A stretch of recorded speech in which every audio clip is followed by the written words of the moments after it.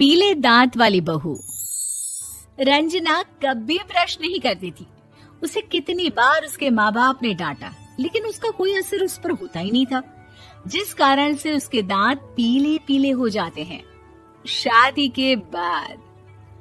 अरे बहू, वैसे तो तुझ में कोई कमी नहीं है, पर तेरे दांत इतने पीले कैसे हैं बेटा? कैसे मतलब? कोई सर्जरी थोड़ी ना कराई है। वो तो क्या नाम, मैं ब्रश नहीं करती थी तो पीले हो गए। अब क्या करूं? आप कहें तो लाल करवा लूं या फिर काले? यार ये क्या है, क्यों माँ से लड़ रही हो? लड़ रही हूँ? अरे मैं लड़ रही हूँ या ये बोल रही है कि दांत पीले हैं, पीले। अरे तपस्या थोड़ी ना की है इन्हें पीले करने के लिए। बकायदा ब्रश नहीं किया है 20 साल तक, तब जाकर। छी, कैसी बात कर रही हो? ये उस वक्त तो पीले नहीं थे जब हम लोग तुम्हें देखने आए थे। अरे तब साफ करवा लिया होगा डेंटिस्ट के पास जाकर। अब देखो कैसे पीले पीले लग रहे हैं। रंजना सास की तरफ गुस्से से देखती है। फिर शुरू हो गई पीले पीले पीले।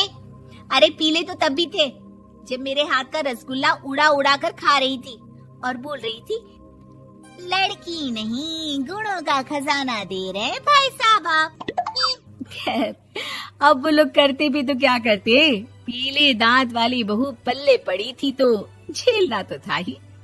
एक दिन कीर्तन में रंजना गाना गा रही थी। अरे कमला बहन, माँ का द्वार है, यहाँ तो सब शुद्ध होकर आते हैं, फिर अपनी बहू को ब्रश भी नहीं करवाती तुम। दूर से पीले पीले दांत भक्ति में बाधा उत्पन्न कर रहे हैं। अरे कोई 2 साल के बच्चे थोड़ी ना लेकर आई हूँ मैं बहू बनाकर। अच्छी खासी लड़की है, अरे कैसे करवाऊं ब्रश? ये तो उसे खुद करना चाहिए ना। अब माँ बाप तो इसके जैसे तैसे निपटा दिए, ये नहीं सोचा कि सास कैसे संभालेगी। सास बहू को लेकर घर आ जाती है, लेकिन सोच लेती है कि अब इसे लेकर कहीं नहीं जाएगी। अगले रोज बहू कहती है, अरे क्या हो गया, मंदिर नहीं जाना क्या? कीर्तन का वक्त हो रहा है। मेरी मधुर वाणी से कान्हा जी जागते हैं और सोते हैं। आप तो जानती है ना उनकी भक्ति में कितना मन लगता है मेरा।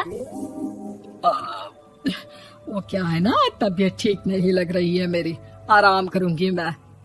तबीयत ठीक नहीं लग रही? अभी तो मिथुन के गाने पर नाच रही थी आप, और अब बोल रही है कि तबीयत ठीक नहीं लग रही। अरे भक्ति में मन लगा लो सासू माँ, ऊपर जाना है, क्या मुंह दिखाओगी आप? हाँ? सास को बहू की बात पर गुस्सा आ जाता है। मैं क्या मुंह दिखाऊंगी, इसकी चिंता तो ना कर, समझी? अपने मुंह की चिंता कर, जो ये पीले पीले दांत लेकर हर जगह पहुंच जाती है। पता है लोग कितना मजाक बनाते हैं। ना जी ना, मैं नहीं जाना कहीं तेरे साथ। तो ये बात है। कोई ना, मत जाओ, मैं अपने कमरे में ही बैठकर भक्ति कर लूंगी। ऊपर वाला दांत थोड़ी ना देखता है, मन देखता है, भावना देखता है। और अरे बस बस, तू सब कुछ दिखा, बस ये सफेद चमकदार दांत ना दिखाना किसी को, है? जा यहाँ से। बहू को सास की बात का कोई फर्क नहीं पड़ता, वो तो जैसी थी वैसी ही रह जाती है। सुबह नहाकर किचन में खाना बनाना, फिर खाना खाना, कीर्तन भजन करना और सो जाना। एक दिन, माँ जी मैं सहेली के घर जा रही हूँ, शाम को लेट आऊंगी। हाँ हाँ तो जाना, मैंने कौन सा तेरी आरती करनी है घर पर बैठकर। रंजना सहेली के घर जाती है, जहाँ वो पार्टी में जाने की तैयारी कर रही होती है। अरे शिखा, कहाँ जाने की तैयारी कर रही है? मैं गलत वक्त पर आ गई क्या? अरे नहीं यार, उल्टा सही वक्त पर आ गया। मैंने ये साड़ी और ज्वेलरी निकाली है यार, शाम को इनके ऑफिस की एक पार्टी में जाना है। बताना कैसा लग रहा है ये सब? नहीं यार, इस ड्रेस के साथ तो वो वाली ज्वेलरी अच्छी लगेगी। हाँ हाँ सही बोल रही है, मैंने ध्यान ही नहीं दिया। वैसे तो हमेशा से मस्त फैशन सेंस रखती है। तो बड़ा जाती होगी ना पति के साथ पार्टी में। रंजना कुछ नहीं बोलती, बस सोचती है कि यार काश ये बात सही हो जाती, पर मैं क्यों नहीं जाती पार्टी में? क्या इन लोगों की कोई पार्टी होती नहीं होगी? रंजना घर आती है और रात में पति से सवाल करती है, एक बात बताइए, आप मुझे किसी पार्टी में क्यों नहीं ले जाते? क्या आपकी यहाँ ऑफिस में पार्टी नहीं होती? पति बेचारा क्या कहता कि दांत पीले हैं तुम्हारे इसलिए। अरे कोई पार्टी होती नहीं हम लोगों के ऑफिस में, तो कहाँ से लेकर जाऊं? और मार्केट, मॉल, कहीं वीकेंड घूमना, कहीं तो। अरे यार, सारे हफ्ते में एक छुट्टी मिलती है, तो सोचता हूँ कि आराम ही कर लूं। क्यों? रंजना मन मार के रह जाती है।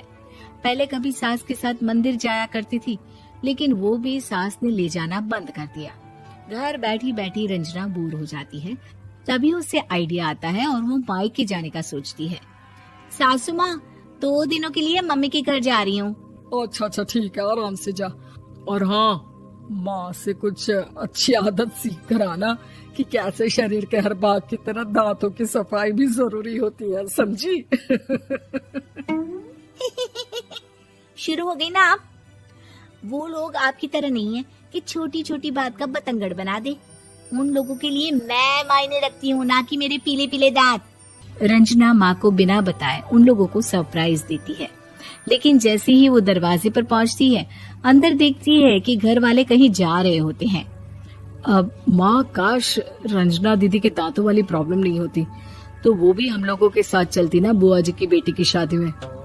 हाँ बेटा, लेकिन अब उसे कौन समझाए कि उसको उसके पीले दांत नहीं दिखते, लेकिन उसके आसपास के लोगों को कितना एम्बैरेसिंग फील कराते हैं।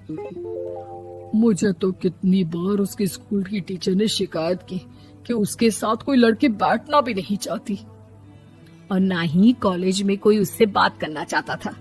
लेकिन पता नहीं क्यों उसे ये बात समझ में ही नहीं आती।